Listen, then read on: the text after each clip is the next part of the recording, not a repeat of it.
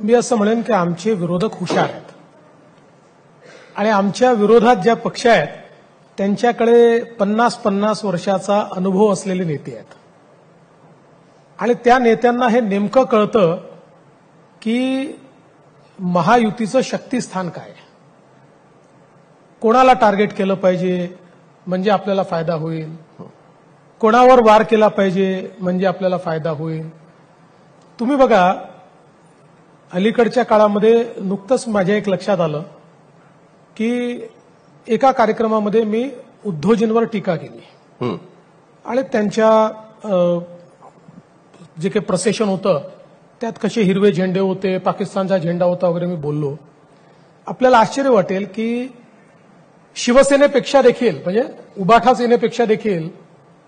काँग्रेसच्या नॅशनल हँडल्सने आणि शरद पवार साहेबांच्या राष्ट्रवादीच्या हँडल्सने मला जास्त ट्रोल केलं. त्यामुळे त्यांनी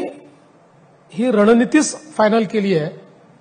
की मला टार्गेट करायचं, माझ्यावर घाव घालायचा